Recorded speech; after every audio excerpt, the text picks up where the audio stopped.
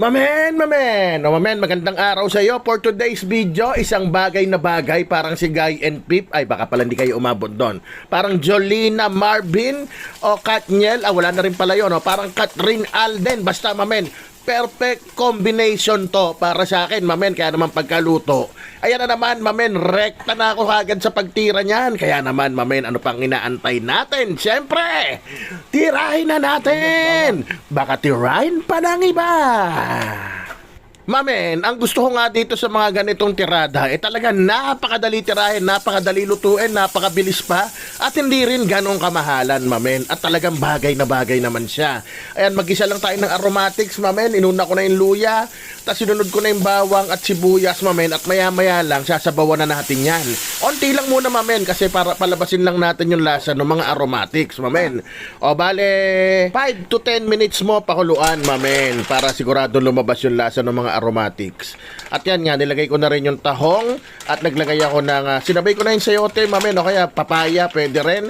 Yung ginamit ko pala pang sabaw, mamen, ano yun, pinaghugasan ng bigas para malapot-lapot. Yan, dagdag lasa na rin. At tinimplahan ko na siya dyan gagad ng asin at paminta or patis pala.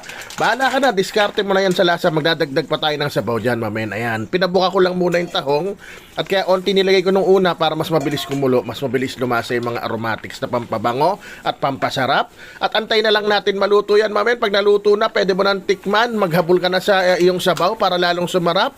Ako nagdagdag na lang ako ng chicken powder dyan, which is optional, at nilagay ko na yung dahon ng sili, mamen. At medyo inubog nyo lang yan para maluto. May steam naman yan, takpan nyo na at set aside nyo.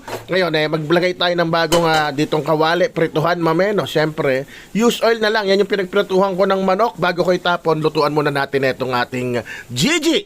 O, yan, mamen, 1 kilo yan. Inasinan ko lang. Gusto mo, lagyan mo rin ng paminta o gusto mo, lagyan mo rin ng harina. Diskarte mo na yan. O, bilisan ko na itong pagprito ng Gigi. Malamang lahat naman tayo marunong na yan, mamen. At ako'y gutom na rin. Diyos ko, bagay na bagay ako. Ayaw mo ng tahong, pwede naman mga halaan. Basta ako titirahin ko na. Rapsa! Mamen! Pink sauce, rapsa. Oh, ito ang masarap pag may hangover ka. Ganitong pagkain, simple.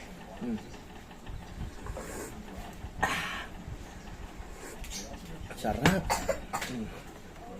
Tapos siyempre, nagluto tayo dito ng galunggong. Nakain lahat, mamen. Siyempre yung sausawan natin.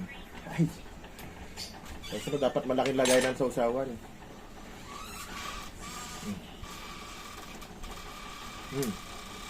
Sibuyas, bawang.